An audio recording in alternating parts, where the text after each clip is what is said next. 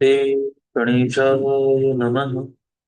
गुरुर्ब्रह्मा गुरुर्विष्णु गुरुर्देवो महेश्वर गुरुर्साक्षात् परब्रह्म तस्मै श्री गुरुवे नमः। त्वमेव माता च पिता त्वमेव त्वमेव बन्धु च सखा त्वमेव त्वमेव विद्या द्रविणं त्वमेव त्वमेव सर्वं मम देव देव। वासुदेव, अनिरुद्ध, प्रद्युम्न तथा संकर्षण, ये श्री हरि की चार विख्यात मूर्तियां यानी व्यूह हैं। मत्स्य, कूर्म, वराह, नरसिंह, वामन, परशुराम, राम, बलराम, श्री कृष्ण, विष्णु, हयग्रीव, चक्र, नारायणास्त्र, पांचजन्य तथा शार्ंग धनुष।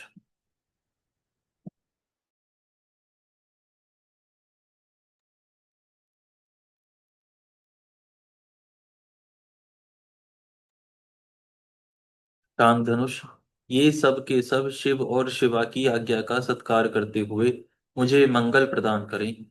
प्रभा, सरस्वती, गौरी तथा शिव के प्रति भक्ति भाव रखने वाली लक्ष्मी, ये शिव और शिवा के आदेश से मेरा मंगल करें।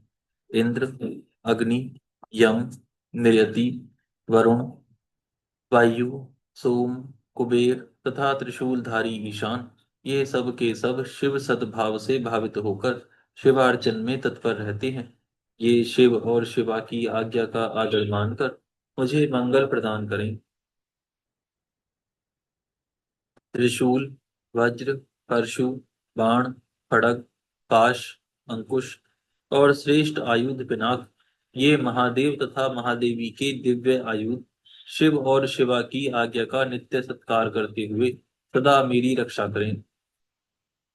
वृषभ रूपधारी देव, जो सुरभि के महाबली पुत्र हैं, बड़ वानर से भी होड़ लगाते हैं, पांच गौ माताओं से घिरे रहते हैं और अपनी तपस्या के प्रभाव से परमेश्वर शिव तथा परमेश्वरी शिवा के वाहन हुए हैं, उन दोनों की आज्ञा शिरोधार्य करके मेरी इच्छा पूर्ण करें। नंदा, सुनंदा, सुरभि, सुशीला और सुमना, ये पांच गौ माताएं सदा शिवलोक में निवास करती हैं। ये सब की सब नित्य शिवार्चन में लगी रहती हैं और शिव भक्ति परायणा हैं। अतः शिव तथा शिवा के आदेश से ही मेरी इच्छा की पूर्ति करें। शिवपाल महान तेजस्वी हैं। उनकी अंग कांति नील मेघ के समान है और मुख दाढ़ों के कारण विकराल जान पड़ता है। उनके लाल लाल होठ फड़कते रहते हैं, जिससे उनकी शोभा बढ़ जाती है। उनके सिर के बाल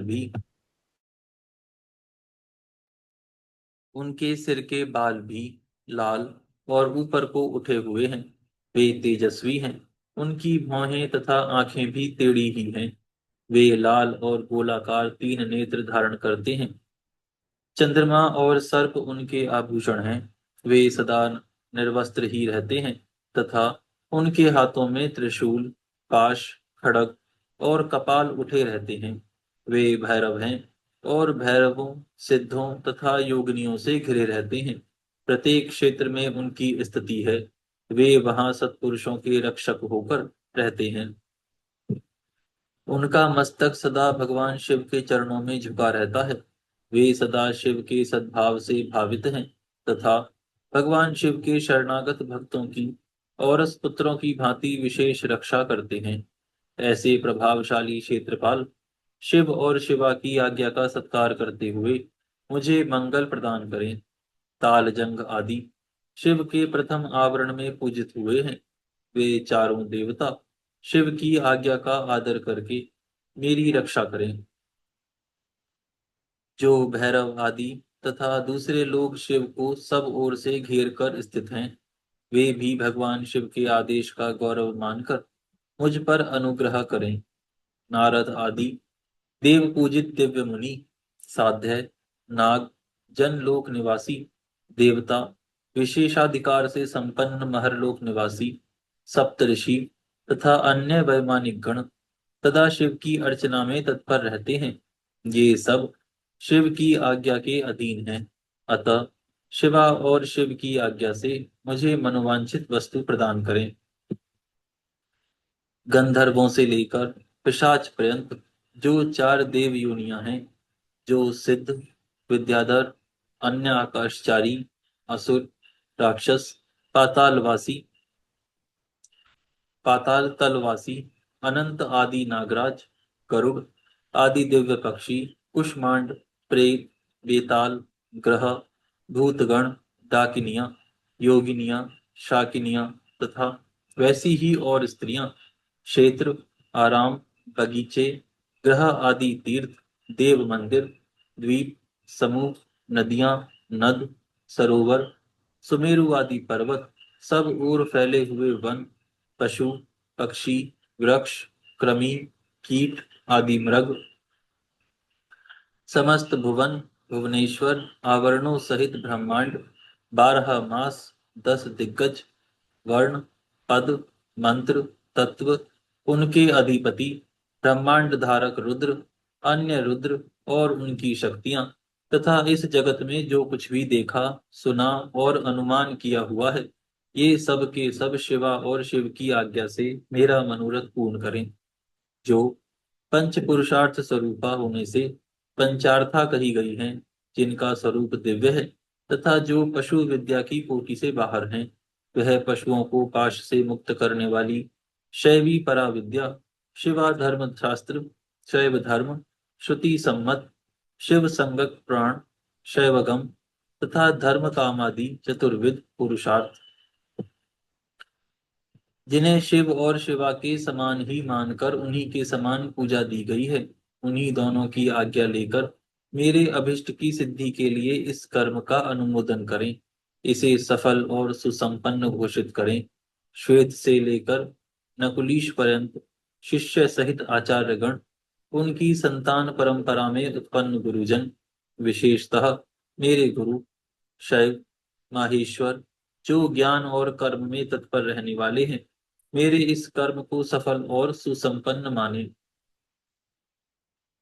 लौकिक ब्रह्मांड, क्षत्रिय, वैश्य, वेद वेदांगों के तत्वज्ञ विद्वान, सर्वशास्त्र कुशल, सांख्य वेता, वैशेषिक, योग शास्त्र के आचार्य, न्यायिक, सूर्योपासक, ब्रह्मोपासक, शैव, वैष्णव तथा अन्य सब शिष्ट और विशिष्ट पुरुष भगवान शिव की आज्ञा के अधीन हो मेरे इस कर्म को अभिष्ट साधक माने। सिद्धांत मार्गी शैव, पाशुपत शैव, महाव्रतधारी शैव तथा अन्य कापालिक शैव, ये सब के सब शिव की आज्ञा के पालक तथा मेरे भी पूजक हैं, पूज्य हैं। अतः भगवान शिव की आज्ञा से इन सब का मुझ पर अनुग्रह हो और वे इस कार्य को सफल घोषित करें। जो दक्षिणाचार के ज्ञान में परिनिष्ठ तथा दक्षिणाचार के उत्कृष्ट मार्ग पर चलने वाले हैं, वे परस्पर विरोध न रखते हुए मंत्र का जप करें और मेरे कल्याणकामी हों। नास्तिक, शठ, कृतघ्न, तामस, पाखंडी और अति पापी प्राणी मुझसे दूर ही रहें। यहाँ बहुतों की स्तुति से क्या लाभ। जो कोई भी आस्तिक संत है, वह सब मुझ पर अनुग्रह करें और मेरे मंगल होने का आशीर्वाद दें। जो पंचावरण रूपी प्रपंच से घिरे हुए हैं और सबके आदि कारण हैं, उन आप पुत्र सहित सांब सदाशिव को मेरा नमस्कार है।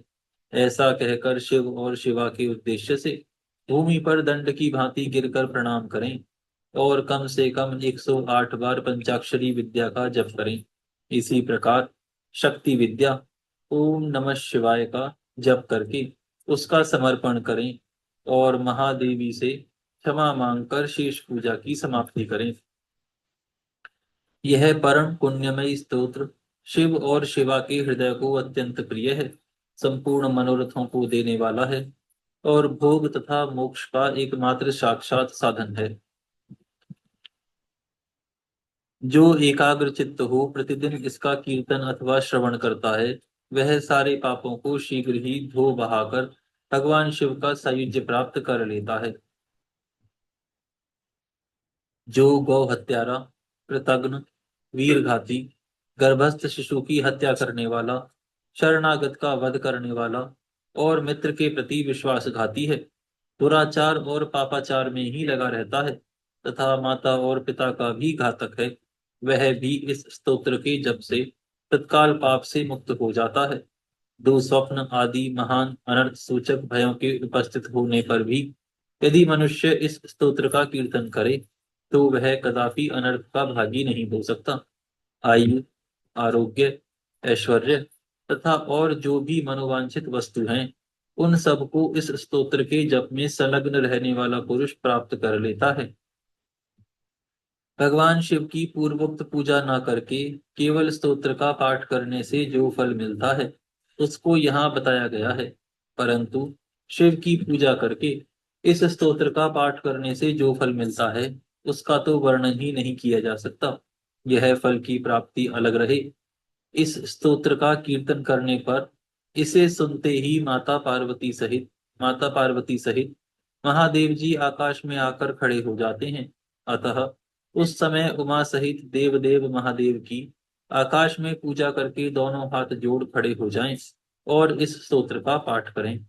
यहाँ पर यह अध्याय पूर्ण होता है। हम आज यहाँ विराम करते हैं, फिर कल से प्रारंभ करेंगे। हे गौ माता, आप सभी देवताओं की माता, सभी पुण्यों का पुण्य, सभी तीर्थों का तीर्थ हैं। हम सभी आपको दंडवत प्रणाम करते हैं। आपकी कृपा सदैव बनी रहे।